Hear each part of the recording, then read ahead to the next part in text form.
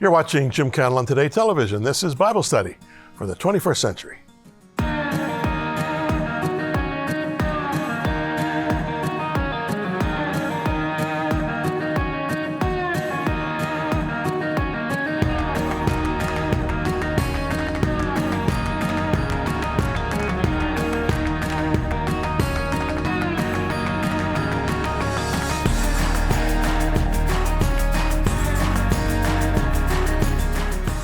So friends, we're just into what Jesus says in Luke 21 about the end of days.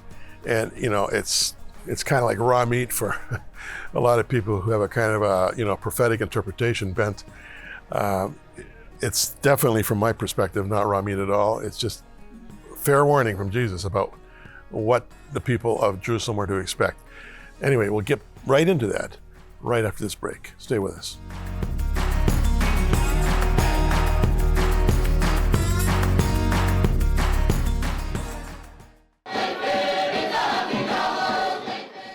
In Africa, even the most basic medical aid is often non-existent.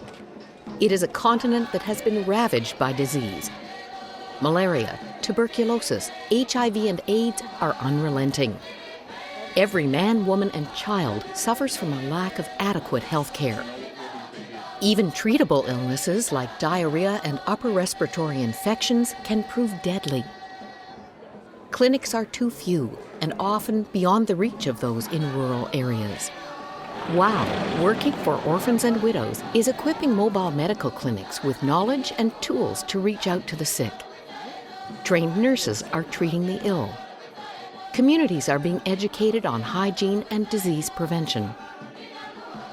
Voluntary counseling and testing for HIV and AIDS is also offered through the clinic. Fear of stigma and discrimination keeps many from being tested for HIV. Nurses address this issue. They work to provide emotional and medical support for those who test positive for the virus. Communities are being transformed through education and medical treatment brought by mobile clinics. Knowledge about disease transmission is changing behaviors and preventing many illnesses. Basic health care prevents needless deaths. Voluntary counseling and testing has also curbed the spread of AIDS. Many people have learned a lot about HIV/AIDS. Since we are taught, we are trained as community health workers, we have the knowledge, we give it to them, even through role plays and everything, even by talking to them as we go in the villages. So now people are aware what HIV/AIDS is, how it can be prevented, how it can be infected, and all that. By supporting WOW's Working for Orphans and Widows mobile medical clinics, you can bring hope to countless communities. You can save a life.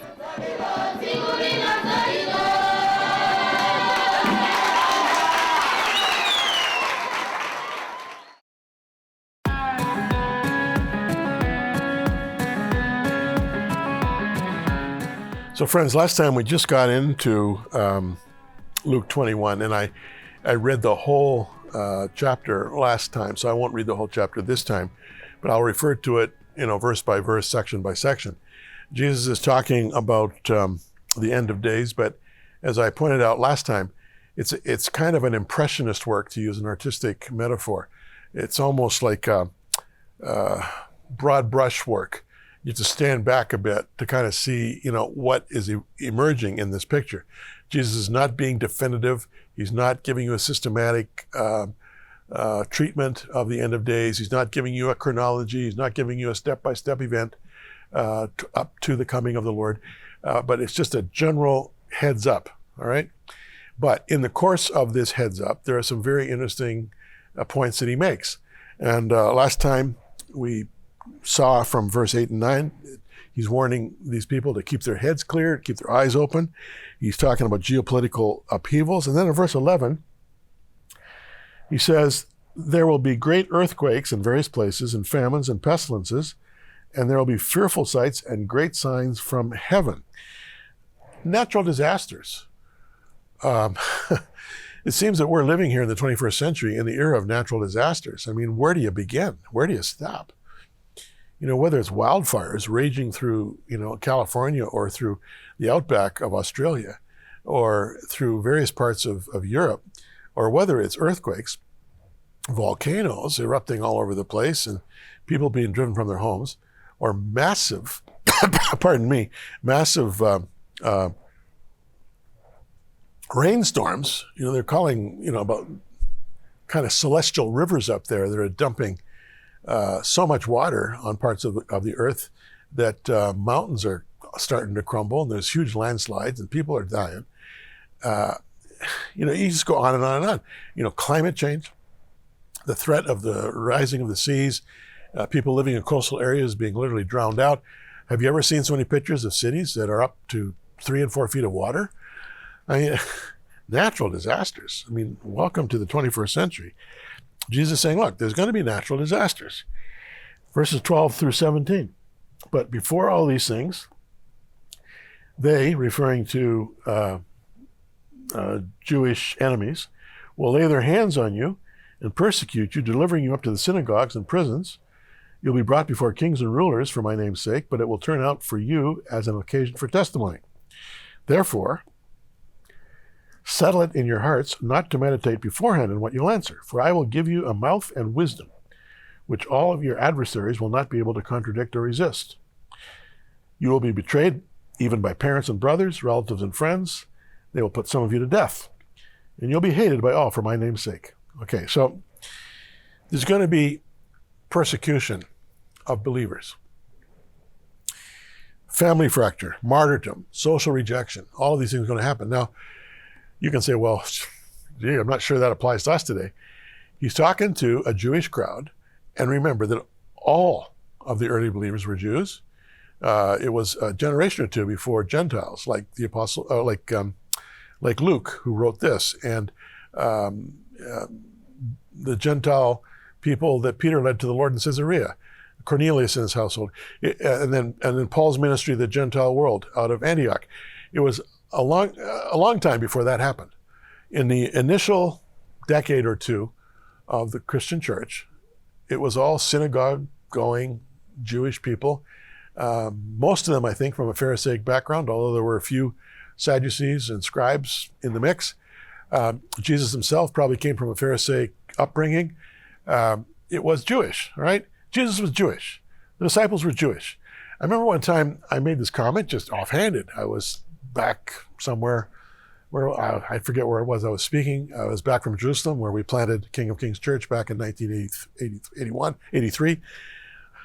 And I mentioned, Jesus' disciples being Jewish. And well, there was a woman afterwards nearly tore a strip. Jesus wasn't Jewish, he was Christian. Well, some people will give you a piece of their mind no matter how little they have to spare or how little they have investigated the scriptures. This is a Jewish story, all right? So these are Jewish believers. And he says, you're going to be persecuted. And that, in fact, proved to be true, not only in the short term, but in the long term. You see Christians being horribly persecuted during the early years of the Roman Empire after Titus wiped out Jerusalem in 70 AD. Christians being thrown to lions and other horrible deaths. And at that time, there were Gentile believers as well as Jewish believers. But the point is, there's going to be persecution. Now, you can say here, in the West, for those of you who are in the West, although I know this signal by satellite TV and also by internet is going all over the world. But in most Western cultures, at least in our world today, persecution is basically a non-entity. But you can go to literally millions of people in various parts of the world who are under the gun right now because of their faith in Jesus. People are losing their families, losing their lives, losing their jobs, being shunted about from prison to prison, country to country, because of their faith in Jesus, right?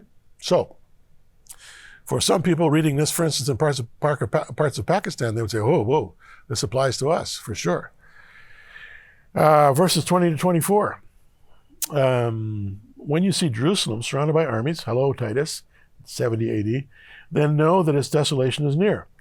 Then let those who are in Judea flee to the mountains. Let those who are in the midst of her depart. Let not those who are in the country enter her. For these are the days of vengeance, that all things which are written may be fulfilled. But woe to those who are pregnant, to those who are nursing babies in those days, for there will be great distress in the land and upon this people. And they will fall by the edge of the sword, be led away captive into all nations, and Jerusalem will be trampled by Gentiles until the times of the Gentiles are fulfilled. Jerusalem is going to be destroyed by Gentiles. That's basically what he's saying here. And of course, that's exactly what happened in 70 AD. So you can look at what Jesus is saying here and think that it applies to the end of days. It doesn't necessarily apply to the end of days, not all of it. It wouldn't have occurred to anybody as they're admiring the stonework in the temple that not one stone would be left upon the other. Wouldn't have occurred to them that Jerusalem would be besieged for over 2 years, and that Titus, his Roman army, would eventually wipe it out and burn the temple to the ground. It hadn't occurred to them that there'd be 3 separatist gangs, Jewish gangs, even during the siege, who'd be slaughtering each other within the old city itself, to the point where the streets ran with blood. You had to walk over bodies to get from point A to point B. It wouldn't have occurred to them. But this is exactly what Jesus foresaw. He knew it was coming, all right? And Jerusalem would be, and it was, destroyed by Gentile forces. Verses 25 to 28. And there will be signs in the sun and the moon, the stars, on the earth, distress of nations with perplexity, the sea and the waves roaring, men's hearts failing them from fear and the expectation of those things which are coming on the earth. For the powers of the heavens will be shaken. Then they will see the Son of Man coming in a cloud with power and great glory. Now when these things begin to happen, look up, lift up your heads, because your redemption draws near. Here he's saying that there's going to be a succession of universal trauma that will be coming and will occur just before the coming of the Son of Man. He's referring to what's called the parousia, the hope of the church, the return of Christ, second time. That hasn't happened yet. But in terms of portents, if you will, and universal calamities, we may be on the threshold. If you extrapolate from what's happening here on planet Earth to what could be happening in our solar system and eventually in our galaxy, to say nothing of the broader universe, why wouldn't this happen? We know that everything is subject to change. Everything is subject to the law of entropy. Everything, including the universe, is running down. That's why the Bible calls about God creating a new heaven and new earth one day after the glorious return of Christ. But again, keep your eyes open, give your heads a shake, be clear-minded, Jesus is saying, because this is a part of the mix. Then, he says in verse 24, Jerusalem will be trampled by Gentiles until the times of the Gentiles are fulfilled. Now, this is an interesting comment, and it's hard to understand it. But essentially, you can refer to what Jesus said in Matthew about the end coming after the gospel goes to all of the Gentile world. Well, that hasn't happened yet, but it is in the process of happening.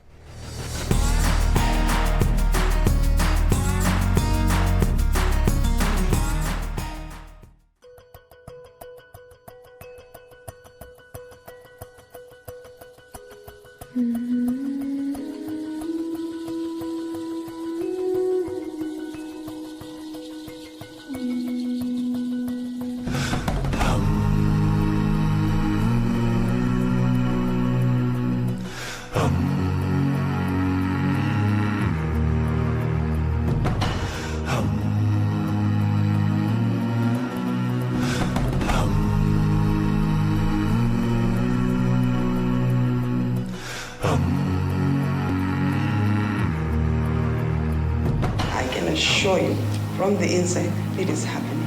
God is our hope. God is all we believe in, this God. And he has called us to be the repairers of wars and to take care of the widow and the orphan in their time of need. And that is exactly what we do. Lives are changing. Why? Because Jesus is Lord. And why? Because Christians have come together as a body. The united body of Christ is coming and saying, it stops with this generation. We break it and we move on. The kind of religion that God endorses is to care for orphans and widows in their distress, justice, and to keep oneself unpolluted from the world. Righteousness.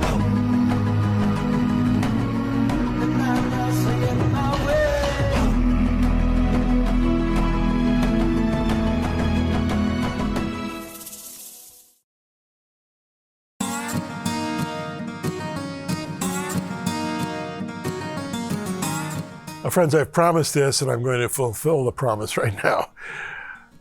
When you watch JCT, you see a couple of promos during the course of the show for WOW, Working for Orphans and Widows.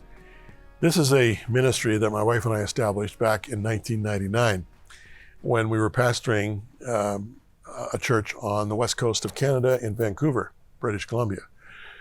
Our church was a very wealthy church. It was a very large church. It was, I guess, what you'd call a super church. And it was plunk dab right in the middle of the poorest postal code in all of Canada, in East Vancouver. And so here I had this congregation of very well-to-do people surrounded by impoverished people. And this was an unfortunate mix in my view. And so with a few of the staff, we began to reach out to the community just to see what the needs were and to try to meet some of those needs. In the process, I walked some of the streets and alleyways of East Vancouver within a 6-block parameter or circumference of our church. And I was astonished at what I saw. I saw syringes. I saw condoms. I saw thrown away drug paraphernalia. And occasionally I would see usually an emaciated woman, you know, sometimes crouched, sometimes sitting, sometimes unconscious, lying there from drugs. And in most cases, they were native Canadians, Aboriginals. And they were obviously not only using drugs, but they were also in the sex trade. And as I began to probe into this a bit, I discovered some of these little street ministries that were helping these very needy people. And I started bringing them into my church once a month for a luncheon, and I would listen to them. I would say, talk to me about what you're seeing. Talk to me about what you're doing. In the process of that, I was forced to come to face with HIV and AIDS. Because again and again, the reports were these people not only are in desperate shape, but they're also HIV positive and they're dying of AIDS. And at that time, and it still is the case, AIDS is fatal. It's irreversible. Now we have what's called antiretroviral drugs, which if you have access to them and take them faithfully for the rest of your life, you'll keep your viral load, very low, and you can basically live a normal life. But back in those early days, not a chance. I was really troubled by this. I saw, orphan children. I began to study the scriptures, and I don't know why it hadn't jumped out at me before, but God is a father to the fatherless, a defender of widows. And here you got HIV and AIDS, the biggest orphan and widowmaker in history. I began to research it, discovered that the critical mass, if you will, the central hotspot for HIV and AIDS at that time was in sub-Saharan Africa, especially down in the KwaZulu-Natal area of Durban in South Africa. Something needed to be done. Then suddenly I was invited to do a conference in Durban. And so there I was in Durban with a pastor who had worked with me in Jerusalem years previously and now had planted a kind of a daughter congregation to King of Kings in Jerusalem called the Olive Tree. And I'm doing this leadership conference and we're surrounded by 1 in 3 people who are HIV positive. I realized that I couldn't let this one rest. Came back to our large church, and I resigned. I fully believed that the Lord was calling my wife and I to do something about orphans and widows victimized by HIV and AIDS. I didn't know where to start, didn't know how to start. I was no medical expert, but I did have these contacts in South Africa. So that's where I started. Kathy and I resigned the church for 8 months. We lived out of suitcases. I had no income, but the Lord looked after us. And in South Africa, I began to connect with some of the pastors that I had got to know a few times when I was down there speaking from Jerusalem. And slowly, slowly, we were able to build a ministry to orphans and widows. I didn't know at the time what shape it would take. I can tell you now, and I will tell you in future updates. But the point is that we have now been working for 21 years through local church agency, if you will, through local church engagement in South Africa, in Zambia, in Malawi. We worked for many years in Zimbabwe and Mozambique too, but they're now doing very well on their own without us. But in South Africa, Zambia, and Malawi, we're still very, very hands-on with what I call champions, church leaders who have really captured vision for orphans and widows. And we've established an on-the-ground ministry that is just phenomenal. And we also now have a ministry happening in Chennai, in southern India, all with orphans and widows. We have the combination of HIV and AIDS pandemic in concert now with COVID-19 pandemic. And believe me, it's not as urgent an issue in sub-Saharan Africa, to everyone's surprise, but it certainly is an issue in southern India. Chennai has been a hotspot for COVID-19 now for over a year. So, what do? We focus on those who are at greatest risk, mainly those who are dying. I wish I could take you with me into some of those little mud hut rondavels that I know so well in various rural areas of sub-Saharan Africa, where you'll see looks like an old person in their 80s lying there on a dirt floor, maybe with a blanket, maybe without a blanket, unable to lift even their heads, covered with skin lesions, raging fevers, oral thrush, dysentery, dying of HIV. And it might be a 30-year-old mother. There were 3 little orphans at the door with this look of sorrow and worry on their faces. There's no father to be found. Fortunately, with these champions we have on the ground in many of these areas, we're working twice a week with these people, with food security, with medical care, with basic hygiene, with hands-on prayer. And believe me, we're doing it even now with masks and gowns and gloves with the COVID-19 scare. But we're seeing huge impact with working for orphans and widows. You can check us out, wowmission.com, to see a little bit more of what we're doing. But I want to show you a picture here. My wife Kathy just took this shot our last time in Malawi. What you see there is one of our champions who heads up our on-the-ground ministry, holding a relatively newborn baby. That baby actually is 3 months old, but it looks like it was just born. Why? Because it cannot grow any strength in the fact that it was born to an HIV positive mother, and quite likely is HIV positive itself. No tests have been done yet, too soon, but not well at all. And we were visiting this village, and this mother was unable to get up out of her little mud hut, but our people went in and picked up the baby and brought her to me to pray for her. So that's what I'm doing there. And you know, it's fortunate, I'm glad I'm wearing sunglasses because I spend a lot of time just weeping when I'm there. But as my hand is gently touching her little head, and I'm asking the Lord to do only what the great physician can do, I'm aware of the fact that my hand is the hand of the church extended, and I'm not thinking of myself more highly than I ought to think. What I'm saying is, I'm a part of the body of Christ. I'm a part of the church. I'm a part of you. You are part of me. And when you help WOW, you're helping little people like this little girl. We look for instant answers. We want instantaneous healing. We need to make sure that our worldview is biblical. We're only here for a whisper of time, just a whisper of time. We have been made for the heavenlies. We've been made for the eternities. Our life is ahead of us. What we have right now, whether it's 8 months, 8 years, 8 days, or 80 years, is nothing in the scope of the eternal dimension. So the whole point is that we be ushered into the presence of the Lord sooner or later, and then our life really begins at that point in time. So as sad as it is to see a little baby dying, it's sadder still to see a soul dying, someone who is going into eternity without making peace with God. The reason I do this program, introducing you to the Gospels, is it introduces you to peace with God. The reason we do WOW is to pray with those who are dying, so they die in the Lord. But when you support WOW, friends, this is what you're supporting.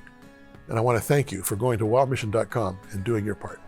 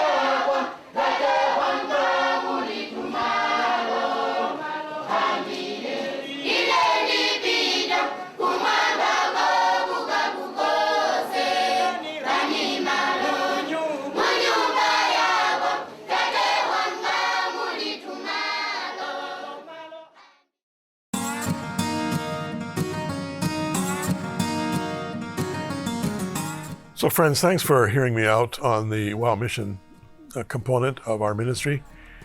Don't be confused.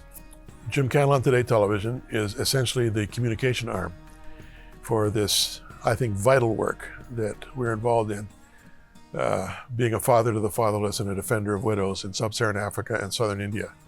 We're not the full meal deal. We're a boutique ministry, if you want to look at it in that way. I don't have deep pockets, neither do you. What's interesting, though, is that if we all do a little bit, it's amazing what the Lord can do with that. And by God's grace, huge impact, way beyond our weight class, if you will. And it's all because of the prayerful support of people like you.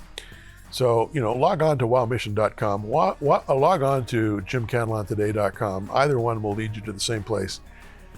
Support this ministry. I say it without reservation. It's worth it. See you next time.